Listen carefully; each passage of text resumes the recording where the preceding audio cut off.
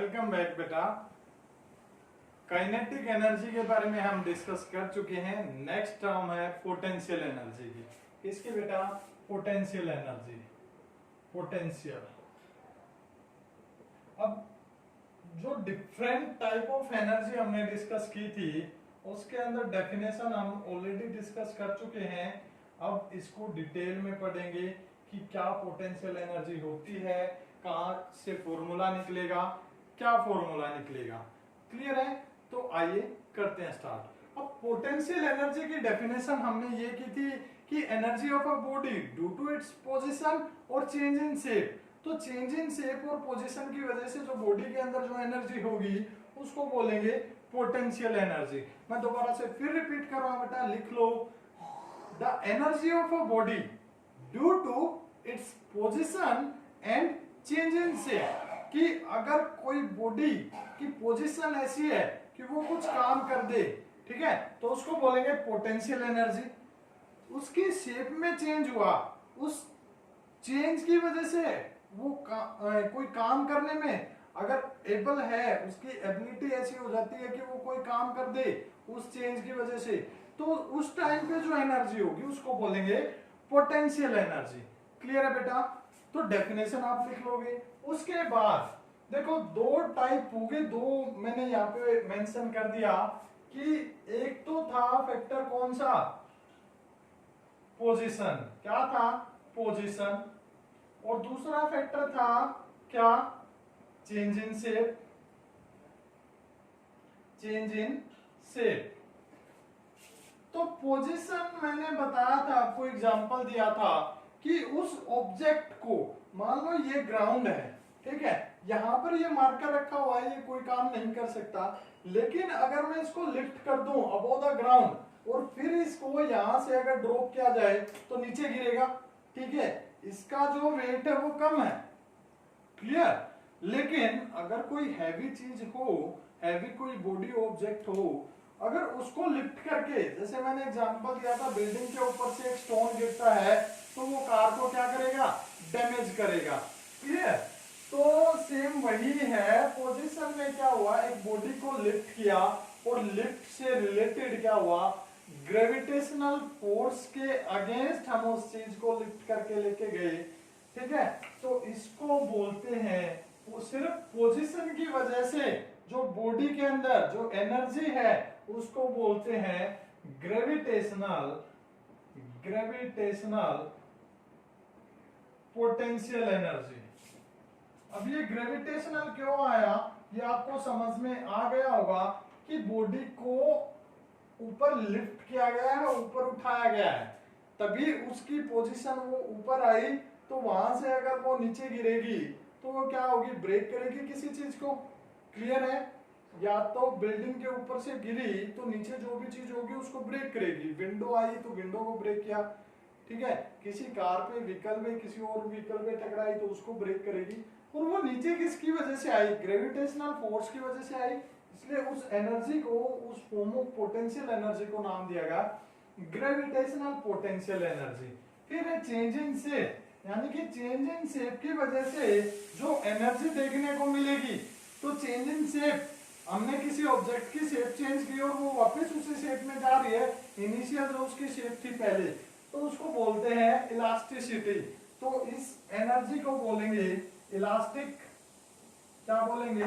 Elastic potential energy. क्या बोलेंगे? Elastic potential energy. Clear है बेटा? ठीक है। फिर क्या होगा कि हम कोशिश करते हैं क्या? पोटेंशियल एनर्जी का जो फॉर्मूला डिराइव करने का।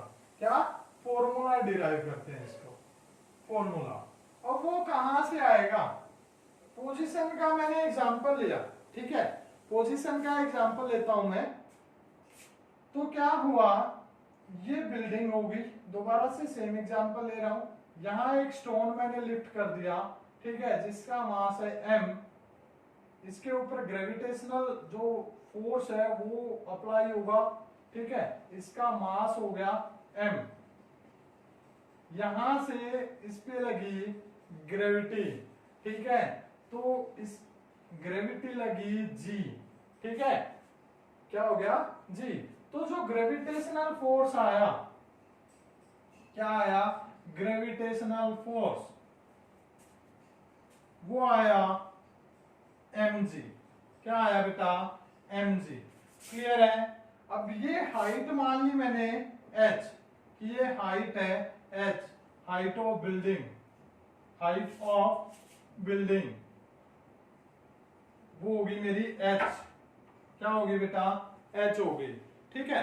उसके बाद क्या है कि जो पोटेंशियल एनर्जी है यहाँ पे, ठीक है, वो पोटेंशियल एनर्जी किसके इक्वल है, पोटेंशियल एनर्जी है किसके इक्वल, कि जितना वर्क हुआ equal to work done to lift the body till height h, till height h। ठीक है, h हाइट तक इसको ऊपर उठाने में जितना काम हुआ वो वर्क ही स्टोर हो जाएगा इस बॉडी के अंदर, किसकी फॉर्म में, पोटेंशियल एनर्जी की फॉर्म में। क्लियर है। और ये वर्क किसके इक्वल होगा, अगर मैं ये वर्क डन फाइंड आउट करूं तो ये वर्क डन हो गया पोटेंशियल एनर्जी P, इसे इसको रिप्रेजेंट कर रहा हूं, वो इक्वल होगी वर्क डन के। और ये वर्क डन कितना हुआ, वर्क होता है क्या, product of force and displacement. Clear है, फोर्स एंड डिस्प्लेसमेंट। अब फोर्स कितना हुआ बेटा, देखो जो ग्रेविटेशनल फोर्स की सॉरी जो डायरेक्शन है ग्रेविटेशनल फोर्स की, वो क्या आएगी हमारी, यही आएगी ना, यही डायरेक्शन। और डिस्प्लेसमेंट की क्या है, वो भी यही डायरेक्शन है। अगर ये नीचे की तरफ आई तो सेम डायरेक्शन हो जाएगी, ये हो जाएगी। ठीक है, तो दोनों केसेस में सेम है, बट ग्रेविटेशनल फोर्स ने इसको अपनी तरफ क्या किया, अर्थ ने अपनी तरफ अट्रैक्ट किया, तो फोर्स की, और गिरे भी उस पे किए डायरेक्शन में, तो दोनों केसेस में क्या हो गया, सेम। ऊपर उठाया था, ठीक है, ऊपर उठाया था तो उसी वे से ये नीचे आएगी, अगर यहां से इसको गिराऊंगा तो नीचे आएगी, तो सेम डायरेक्शन होगी। यानी कि थीटा क्या हुआ यहाँ पे, थीटा क्या हुआ, वो 0 डिग्री हुआ। क्या हुआ, 0 डिग्री। क्लियर है बेटा, 0 डिग्री हुआ। ठीक है, अब हम क्या कर रहे हैं, क्या कर रहे हैं हम, वर्क डन फाइंड आउट कर रहे हैं। वर्क डन क्या था, पहले भी बताया है कि product of force and displacement. तो फोर्स क्या हो गया हमारा यहाँ, mg cos 0, mg cos 0, और हाइट क्या हमारी h, क्या हाइट h। क्लियर है। अब एक बात आप ध्यान दोगे, क्या है, लिफ्ट किया है इसको, क्या किया है, लिफ्ट किया है। तो लिफ्ट करते टाइम तो ऊपर की तरफ हुआ, लिफ्ट किया तो ऊपर की तरफ हुआ। क्लियर है, ऊपर की तरफ। तो जो फोर्स है वो हो गया हमारा अपवर्ड, F है, जो डायरेक्शन ऑफ F है मैं यहां मेंशन कर देता हूं, वो अपवर्ड है। क्लियर। जो हमारी H है वो भी हमने नीचे से ऊपर की तरफ मेजर की, H, यानी कि इसको दूसरी उसमें बोलूं कि डिस्प्लेसमेंट, वो भी ऊपर की तरफ है, इसीलिए ये 0 डिग्री आया। क्लियर है। तो फिर देखो W की वैल्यू क्या आई, cos 0 की वैल्यू क्या बताई मैंने, 1, cos 0 की वैल्यू 1। तो जो पोटेंशियल एनर्जी थी किसके इक्वल थी, वर्क डन के इक्वल, वो आ गई मेरी mgh। ये आ गया मेरा रिजल्ट। तो इसको अगर मैं साफ साफ लिखूं तो पोटेंशियल एनर्जी किसके इक्वल आ गई बेटा, mgh के। क्यों आई वो आपको पता है। क्लियर है। तो ये पोटेंशियल एनर्जी का हमारा फॉर्मूला आ गया। क्या आ गया, फॉर्मूला। यूनिट वही है, सेम। तो काइनेटिक एनर्जी हमारे पास आ चुकी है, पोटेंशियल एनर्जी हमारे पास आ चुकी है। इन दोनों से एक छोटा सा पॉइंट निकल के आता है, वो यही बता देता हूं आपको बेटा, कि जो मैकेनिकल एनर्जी, क्या, मैकेनिकल एनर्जी, मैकेनिकल एनर्जी क्या है, वो सम है बेटा। क्या, mechanical energy is the sum of potential energy and kinetic energy. ठीक है, काइनेटिक एनर्जी और पोटेंशियल एनर्जी का सम है।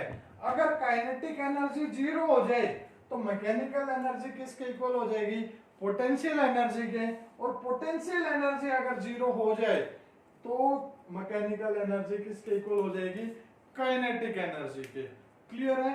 तो ये था बेटा हमारा टॉपिक, क्या, पोटेंशियल एनर्जी का।